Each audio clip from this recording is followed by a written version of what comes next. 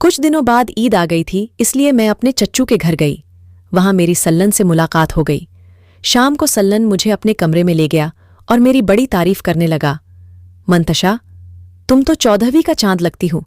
मैं तुमसे मोहब्बत करने लगा हूं। मुझे तुम्हारे सिवा इस दुनिया में कुछ दिखता ही नहीं है। इस तरह से मेरा चचेरा भाई सल्लन तरह तरह की प्यार की बातें करने लगा। उधर मुझे भी उससे प्यार हो गया था। फिर उसने मुझे बाहों में भर लिया। उसके बाद उसने मुझे... दोस्तों, मैं बहुत ही जवान और खूबसूरत लड़की थी। उस समय मेरी उम्र 22 साल थी। मेरा रंग बहुत साफ था। मैं बहुत गोरी थी, इसलिए मेरे आसपास के लड़के मुझे पसंद करते थे और मुझसे प्यार करते थे। वो सब मुझे पाना चाहते थे। जैसे ही मैं जवान हुई तो मेरे अंदर हार्मोन्स बढ़ने लगा। मेरा जिस्म अब भर गया था और मैं बहुत गजब की माल लगती थी। बाजार में जब मैं निकलती थी तो सारे जवान लड़के मुझे बार बार पलट पलट के देखते थे। वो सब मुझे पाने का ख्वाब देखा करते थे। मैं सोच ही रही थी कि किसी लड़के को अपना बॉयफ्रेंड बना लूं। एक दिन मेरे चाचा का लड़का सल्लन, जो मेरा चचेरा भाई लगता था, मेरे घर आया और मुझे लाइन मारने लगा। धीरे धीरे हम दोनों फोन पर बातें करने लगे और कुछ दिन में मैं सल्लन से पट गई। कुछ दिनों बाद ईद आ गई थी, इसलिए मैं अपने चच्चू के घर गई। वहां मेरी सल्लन से मुलाकात हो गई। शाम को सल्लन मुझे अपने कमरे में ले गया और मेरी बड़ी तारीफ करने लगा। मंतशा, तुम तो 14वीं का चांद लगती हो। मैं तुमसे मोहब्बत करने लगा हूं। मुझे तुम्हारे सिवा इस दुनिया में कुछ दिखता ही नहीं है। इस तरह से मेरा चचेरा भाई सल्लन तरह तरह की प्यार की बातें करने लगा। उधर मुझे भी उससे प्यार हो गया था। फिर उसने मुझे बाहों में भर लिया। मुझे भी ये सब अच्छा लग रहा था। मैंने लाल रंग का बहुत खूबसूरत शरारा पहना हुआ था। सल्लन ने मुझे बिस्तर पर लिटा दिया और मुझसे प्यार करने लगा। मैं जानती थी कि आज वो मुझे खूब प्यार करेगा। सच कहूं तो मैं भी यही चाहती थी, क्योंकि मेरी सारी सहेलियां अपने आपने आशिकों से प्यार करती थीं, इसलिए आज मेरा भी दिल कर रहा था। मुसलमानों में तो हम लड़कियां अपने चचेरे भाइयों से प्यार कर लेती हैं और हमारा निकाह भी हो जाता है, इसलिए मैंने आज सल्लन से मन कर लिया था। आज ईद का पाक दिन था। आज मैं अपने चचेरे भाई सल्लन को खुश करने वाली थी। मैं बहुत खूबसूरत थी। जैसा कि आज हम दोनों सुहागरात मना रहे थे, सल्लन ने मुझसे खूब मजा लिया। उसके बाद मैं हर हफ्ते अपने चच्चू के घर चली जाती थी और अपने चचेरे भाई सल्लन से मुलाकात करती थी। एक दिन जब मैंने अपनी अम्मी से सल्लन से शादी करने की बात कही तो वो बहुत गुस्सा हो गई।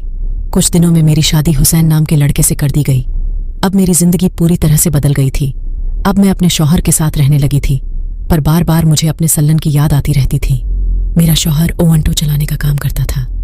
वो मेहनत से काम करता था और महीने में 15,000 से ऊपर कमा लेता था। मेरा पति हुसैन मुझे बहुत प्यार करता था, पर मुझे तो सल्लन की बहुत याद आ रही थी। मैं 5 साल तक लगातार उसके साथ थी। मैं तो यही सोचती थी कि मेरा निकाह उससे ही होगा, पर मेरी अम्मी इसके खिलाफ हो गई थी, इसलिए मुझे मजबूरन हुसैन से शादी करनी पड़ी। मेरी सुहागरात पर मेरे शौहर हुसैन ने मेरे लिए पूरा कमरा अच्छे से सजाया था। सब तरफ गुलाब ही गुलाब उसने लगा दिए थे। मेरे बिस्तर पर सब तरफ गुलाब की पंखुड़ी को तोड़कर डाल दिया था। कमरे में जगमग जगमग करती बहुत ही बिजली की झालरें हुसैन से लगा दी थी। फिर जब वो मेरे पास आया तो उसने मुझे बड़ी भारी ही सोने की जंजीर मुंह दिखाई दी थी। उसके बाद उसने मेरे हाथ को उठाकर उस पर किस कर लिया था। धीरे धीरे हम दोनों अपनी सुहागरात की तरह बढ़ रहे थे।